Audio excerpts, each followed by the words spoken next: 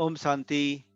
आज का अव्यक्त महावाक्य 20 मई 1971 से लिया गया है, जिसका शीर्षक है विधाता वरदातापन की स्टेज। विधाता और वरदाता, यह दोनों ही गुण अपने में अनुभव करते हो।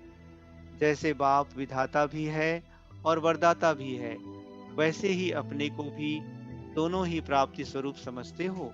जितना जितना वरदाता बनते जाएंगे, उतना ही वरदाता बन वरदान देने की शक्ति बढ़ती जाएगी। तो दोनों ही अनुभव होते हैं, वह अभी सिर्फ विधाता का पार्ट है, अंत में वरदाता का पार्ट होगा। क्या समझती हो?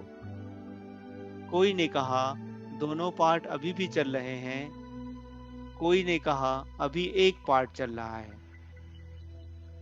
बाबा कहते, वरदान किन आत्माओं को देते हो और वरदाता किसके लिए बनते हो? एक होता है नॉलेज को देना, दूसरा है वरदान रूप में देना। तो विधाता हो या वरदाता हो, किन्हों को वरदान देती हो?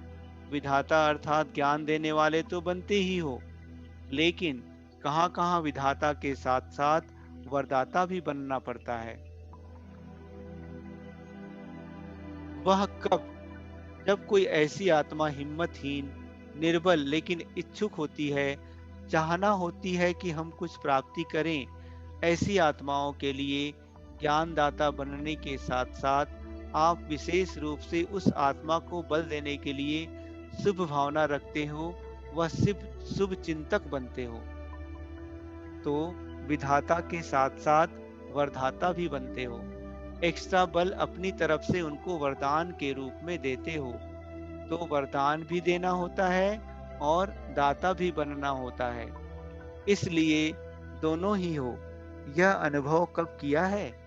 भक्ति मार्ग में साक्षात्कार द्वारा वरदान प्राप्त होता है, क्योंकि वह आत्माएं इतनी निर्बल होती है जो ज्ञान धारण नहीं कर सकती, स्वयं पुरुषार्थी नहीं बन सकती। इसलिए वरदान की इच्छा रखती हैं और वरदान रूप में उनको कुछ न कुछ प्राप्ति होती है। इस रीति जो कमजोर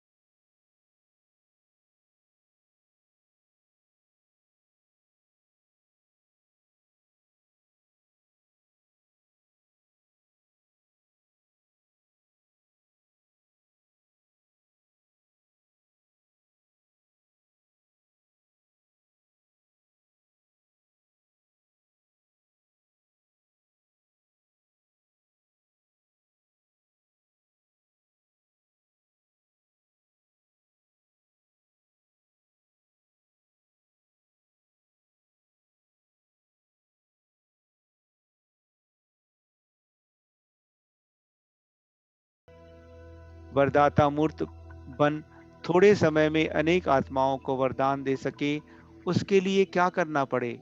वरदाता बनने के लिए मुख्य पुरुषार्थ यही करना पड़े, बार बार जो भक्ति मार्ग में गायन किया है कि वारी जाऊं। यह गायन अगर प्रैक्टिकल में कर लो, तो जिसके ऊपर वारी जाते हो वह आपको भी सर्व वरदान देकर वरदाता मूर्त बना देते हैं।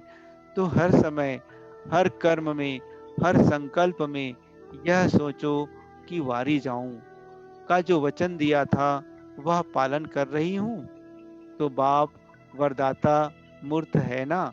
आप सभी भी बाप समान वरदाता बन जाते हो। तो इतनी चेकिंग करते हो। एक संकल्प भी किसके प्रति ना हो। जो भी संकल्प उठता है उसमें बाप के प्रति कुर्बान का, वारी जाने का रहस्य भरा हुआ हो। ऐसी चेकिंग करते रहो तो फिर माया सामना करने का साहस रख सकेगी। सामना करने का साहस नहीं रखेगी, लेकिन बार बार नमस्कार कर विदाई लेगी। समझा? तो ऐसा बनने के लिए इतनी चेकिंग चाहिए। और दूसरी बात, वरदानी मूर्त बनने के लिए सर्व शक्तियों को अपने में देखना चाहिए कि इतना स्टॉक जमा किया है जो दूसरे को दे सकूं। अगर जमा ही नहीं किया होगा तो दूसरे को क्या देंगे। तो वरदानी मूर्त बनने के लिए सर्व शक्तियों को अपने में इतना जमा करना पड़े जो दूसरे को दे सकें। इतना जमा का खाता है वह कमाया और खाया, यह रिजल्ट है। एक होता है कमाया और खाया, दूसरा होता है जमा करना, और तीसरा होता है जो इतना भी नहीं कमा सकते जो स्वयं को भी चला सके, दूसरे की मदद दे, अपने को चलाना पड़ता। तो तीसरी स्टेज व दूसरी स्टेज से पार हुए हो, वह है कमाया और खाया, और पहली स्टेज है जमा करना। तो रोज अपना बैंक बैलेंस देखते हो। बहुत भिखारी भीख मांगने के लिए आएंगे, तो इतना ही जमा करना पड़े जो सभी को दे सको। जमा करना सीखे हो। कितना जमा किया है खाते से तो पता लग जाता है ना। अपना खाता देखा है। कई ऐसे भी होते हैं जो निकाल कर खाते जाते हैं, मालूम नहीं पड़ता है।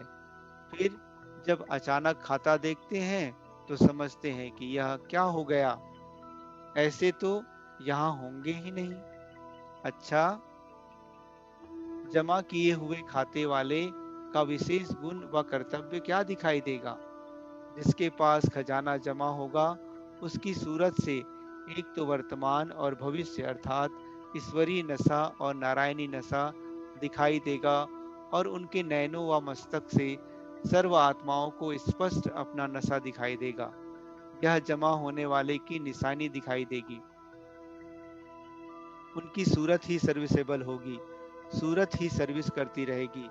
जिनके पास जास्ती अथवा कम जमा होता है तो वह भी उनकी सूरत से दिखाई देता है। तो जमा किए हुए की सूरत व मूरत से ही मालूम पड़ जाता है। जैसे जड़ चित्र बनाते हैं तो उसमें भी कई ऐसे चिन्ह दिखाते हैं जो उन जड़ चित्रों से भी अनुभव होता है। वह बोलते तो नहीं नहीं है, लेकिन सूरत व मूरत से अनुभव होता है। वैसे ही आपकी यह सूरत हर संकल्प, हर कर्म को स्पष्ट करेगी। तो अपने आप को ऐसा चेक करो कि मेरी सूरत से कोई भी आत्मा को नशा व निशाना दिखाई देता है। जैसे कोई ऊंच कुल का बच्चा होता है तो वह भले गरीब बन जाए, लेकिन उसकी झलक और फलक दिखाती है कि यह कोई ऐसे ऊंच कुल का है। वैसे ही जो सदैव खजाने से संपन्न होगा उसकी सूरत से कभी छिप नहीं सकता। आपके पास दर्पण है, सदैव साथ रखते हो, हर समय दर्पण देखते रहते हो। कई ऐसे भी होते हैं जिनको बार बार दर्पण देखने की आवश्यकता भी नहीं होती है। तो आप सेकंड सेकंड देखते हो व देखने की आवश्यकता ही नहीं पड़ती। जब तक अपनी चेकिंग का नेचुरल अभ्यास हो जाए तब तक बार बार चेकिंग करनी पड़ती है। धीरे धीरे फिर ऐसे बन जाएंगे जो बार बार देखने की भी दरकार नहीं पड़ेगी, सदैव सजे सजाए ही रहेंगे। जब तक यह सदैव सजे सजाए रहने की आदत पड़ जाए तब तक बार बार अपने को देखना और बनाना पड़ता है। जब दो चार बार देख लिया कि जब माया किसी भी प्रकार से, किस भी रीति से मेरे श्रृंगार को बिगाड़ नहीं सकती, फिर बार बार देखने की जरूरत ही नहीं। फिर तो अपना साक्षात्कार दूसरों के द्वारा भी आपको होता रहेगा। दूसरे स्वयं वर्णन करेंगे, गुणगान करेंगे। अच्छा, सभी विजयी रत्न हो ना। विजयी रत्न तो हो, लेकिन विजय की माला कितनी अपने में गले में डाली है, वह भी देखना पड़े। यह विजय की माला दिन प्रतिदिन बढ़ती जाती है, तो बढ़ रही है और कहाँ तक बढ़ी है, यह भी देखना पड़े। जब माला लंबी होती है, तो फिर क्या करते हैं? डबल करके डालते हैं, जिससे सारा श्रृंगार सुंदर बन जाता है। तो इतनी बड़ी माला अपने गले में डाली है, यह भी चेक करो कि आज के दिन मेरे विजय की माला में कितने विजयी रत्न बढ़े। अच्छा, दृष्टि से सृष्टि बदलती है, यह भी अभी की कहावत है। कैसी भी तमोगुनी व रजोगुनी आत्माएं आए, लेकिन आपकी सतोगुनी दृष्टि से उनकी सृष्टि, उनकी स्थिति बदल जाए, उनकी वृत्ति बदल जाए, आगे चलकर यह अनुभव बहुत आत्माएं करेंगी। जैसे यादगार दिखाया हुआ है कि तीनों लोगों का साक्षात्कार कराया। यह भी अभी का गायन है। आप लोगों के सामने आने से दृष्टि द्वारा उन्हों को तीन लोग तो क्या, अपनी पूरी जीवन कहानी का मालूम पड़ जाए। जैसे शुरू में स्थापना के समय ज्ञान की सर्विस इतनी नहीं थी, नजर से निहाल करते थे, तो अंत में भी ज्ञान की सर्विस करने का मौका नहीं मिलेगा। जो आदि हुआ है, वही अंत में आप लोगों द्वारा चलना है। जैसे वृक्ष का पहले बीज प्रत्यक्ष रूप में होता है, बीच में वह बीज मर्ज हो जाता है, फिर अंत में वही बीज प्रत्यक्ष रूप में दिखाई देता है। तो आप आदि आत्माओं में भी जो पहला फाउंडेशन पड़ा हुआ है, वही सर्विस अंत में भी होनी है। अच्छा, ओम शांति।